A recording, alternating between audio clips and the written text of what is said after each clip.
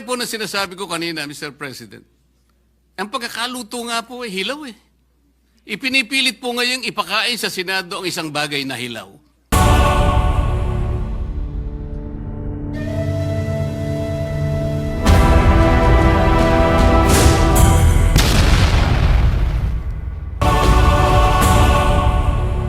Will be seconding a motion, Mr. President, preceded by a brief manifestation. Earlier, Mr. President, Senator Marcoleta said he refuses to speculate on reversal. But the good gentleman's own position is based on his own speculation that the SC will not reverse its decision. A tabling of the motion to dismiss, which is what I will second in a few minutes, Mr. President, a tabling of the motion to dismiss by the Senate today is not defiance of the Supreme Court. Wala pa nga po kasing final na decision. Kahit ang Korte Suprema po, iniintay pa ang comment ng VP. That is why I will be seconding the motion of the Minority Leader to table the motion to dismiss the impeachment complaint until the decision of the Supreme Court has attained finality. Tama po, we should exercise extraordinary prudence in this matter of transcendental importance. Still, I also wish to take this opportunity to express my thoughts at this crucial moment for our chamber. Mr. President, I agree and I continue to respect the Supreme Court. Hindi po magbabago iyan. But, Mr. President, hindi naman po ibig sabihin ng respeto ay pananahimik. Lalo na kapag inisip natin kung gaano kalaki ang nakataya dito.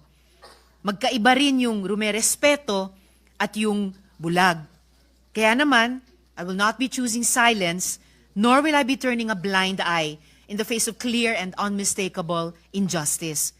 I am encouraged by the words of brave professors of the UP College of Law who in 2010 issued a sharp critique of a Supreme Court decision, Vinuya versus Executive Secretary, which said, the court cannot regain its credibility and maintain its moral authority without ensuring that its own conduct, whether collectively or through its members, is beyond reproach. So, in the context of the SC decision, Duterte versus House of Representatives, I believe we need to shed light on some concerns which former justices and constitutional framers themselves, some of whom are here this afternoon, Mr. President, have underscored. Una, the Supreme Court decision was based on critical factual errors. At binanggit na rin po ito ni Minority Leader. And this has since been pointed out by no less than retired Senior Associate Justice Antonio Carpio. For example, the decision said that the February 5 impeachment complaint was transmitted to the Senate without a plenary vote in the House. A simple check of the records, specifically House Journal number 36, shows that this is false. Walang haka-haka. Those official records are plain for anyone to see. Sabi tuloy ni retired Chief Justice Renato Espuno, na siyang chairman ng Philippine Constitution Association, the Supreme Court was faced with a famine of facts necessary to make a decision invulnerable to constitutional assaults. Pangalawa, actions already taken under a prior and valid interpretation should be recognized as legally effective. Yan naman ay mula kay retired Justice Adolf Ascuna. The House of Representatives was operating under the regime of the legal doctrines in Francisco and Gutierrez, which held that the initiation of impeachment proceedings begins from referral.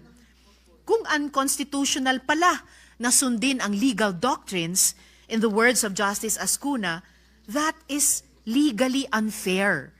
Paano nga naman unconstitutional kung sinunod lang nila ang patakaran ng mismong Korte Suprema?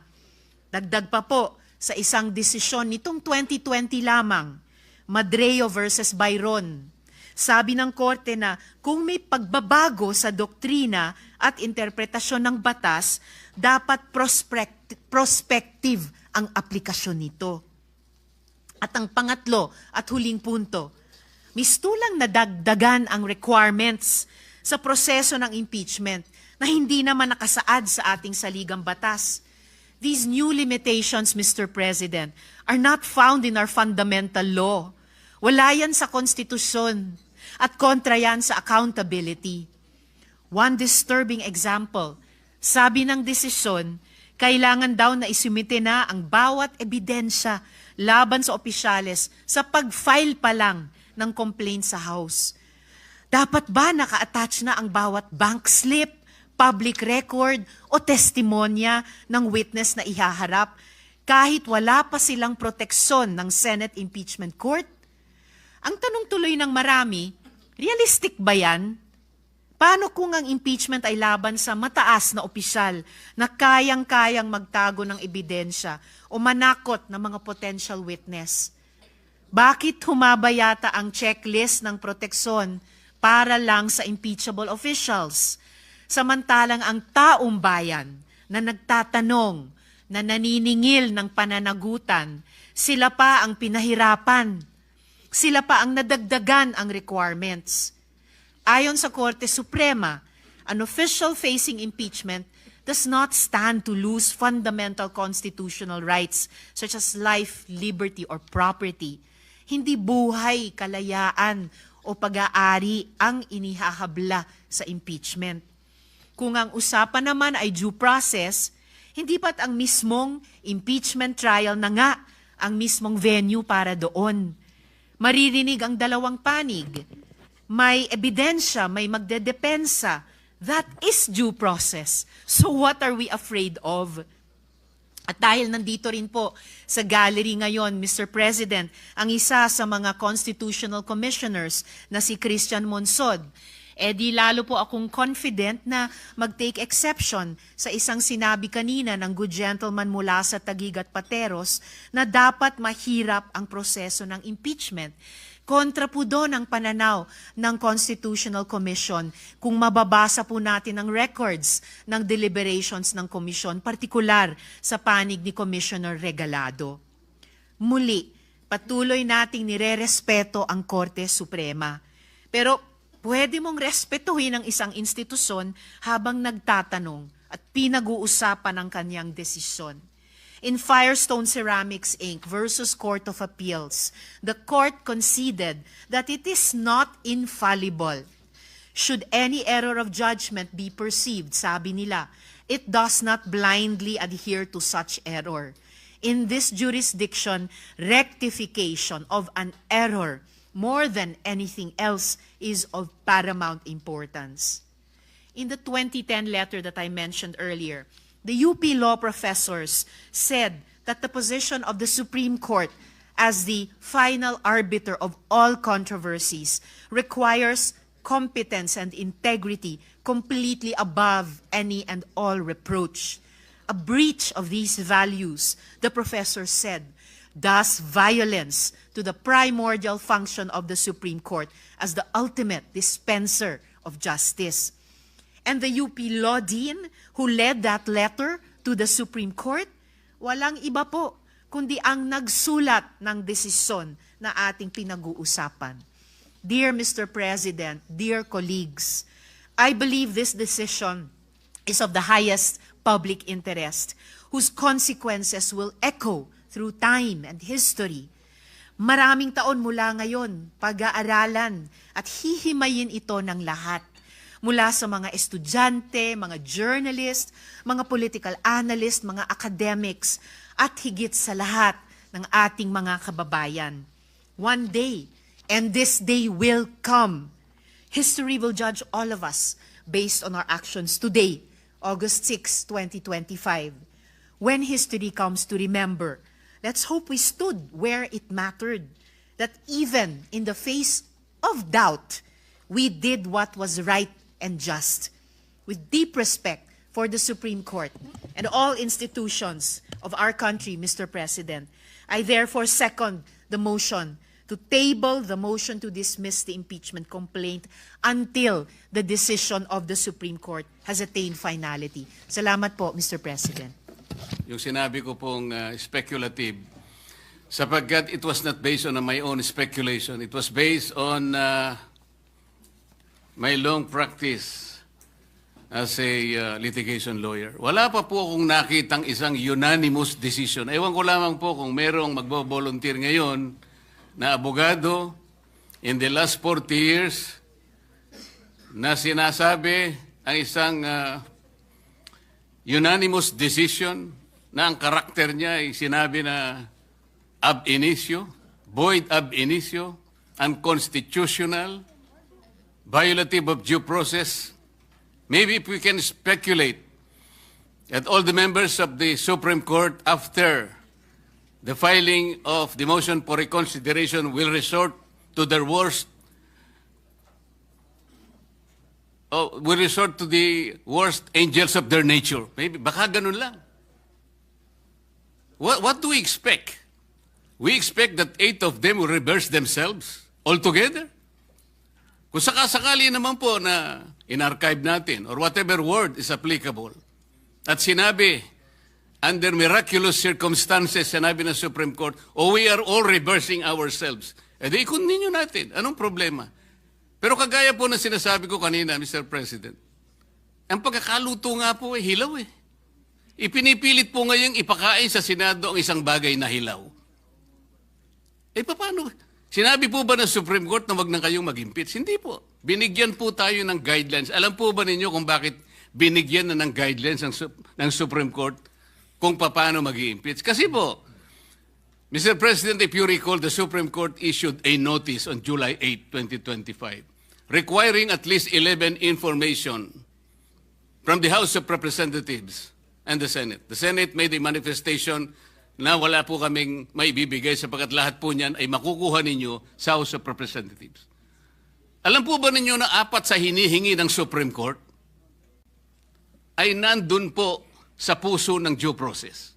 Ano po yung hinihingi? Sinabi lamang po ng Supreme Court, pwede bang ibigay nyo sa amin kung lahat ng miyembro ng House of Representatives ay binigyan ninyo ng kopya at kailan?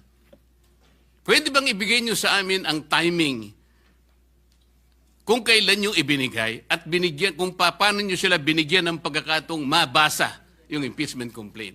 Pwede nyo bang ibigay sa amin kung every article of impeachment ay nakalagay doon ang mga dokumento na nagpapatibay ng artikulo? Pwede nyo bang ibigay sa amin kung nagkaroon sila ng pagkakataon talaga na mabasa yung impeachment complaint? Alam po ba ninyo kung anong sagot ng Solicitor General in behalf of the House of Representatives? Ito po yung sagot nila. It is the position of the House that these matters pertain to its internal proceedings, which have always been regarded as beyond the jurisdiction and scrutiny of this honorable court. Sa Tagalog po, wala po kayong pakialam dito sa amin. Yung inihingi po ninyo, kami lang po yun. Para tinatanong lang naman po eh. Binigyan nyo ba ng pagkakataon sila na mabasa? Bakit? Mahirap po ba sagutin yun? Ano pa po sinabi? This is especially because the matters referred to the preparation, circulation, and perusal of the impeachment complaint as well as its attachment are not governed by specific constitutional provision or the House rules. So dahil po wala sa Constitution at wala rin po sa House rules, ano po yun? Wardi-wardi na lang. So ibig sabihin talaga, kaya po pala ang dami kong kasama doon, wala talaga silang kopya. Ako nga po hindi nabigyan eh. Bakit hindi po kinakailangan bigyan lahat? Baka sakaling, malay po ninyo, baka pumirma ako, hindi ba? Ito yung tinatanong po ng Korte Suprema. Kaya lang po siya nakapagbigay ng additional guideline sapagkat isip-isipin nyo, sasabihin sa Korte, wala nang pong masamang tinapay ang Korte. Pwede po malaman namin kung talaga nagkaroon ng pagkakatong mabasa man niya lang, ma-appreciate ang bawat dokumento na nakasalig dyan sa impeachment na yan. Para sa ganun, ay boboto siya sang-ayon sa kanyang sariling kagustuhan. Matibay ang gusto ng Korte Suprema. Gusto niyang makita na lahat ay dumaan sa kayusan. Hilaw nga po Mr. President. Kanina ko pa po pinaiintindi, hilaw. Ba't hindi po kayo magluto ng mas masarap na kanin? Para sa ganun po, hindi tayo mahirapan. Maghintay na lang po kayo ng 6 months. Pwede naman eh. Ba't pinipilit po natin isang bagay na hilaw at pinipilit niyong ipakain sa atin? Mr. President. Sabi ko po kanina, Mr. President, I am ready to amend my motion. Kung kinakailangan po, that will be consistent on the respect accorded to the Supreme Court. Kaya lamang po, kailangan nating umaksyon. Sapagkat kagaya po ng nalalaman natin, naghihintay ang taong bayan na kailangan magkaroon po ng closure ito sapagkat kapag ito will be hanging on the balance, baka hindi po mabutihin ang ating mamamayan. Yun lang naman po ang pinakapunto rito, Mr. President. Thank you, Senator Marcoleta.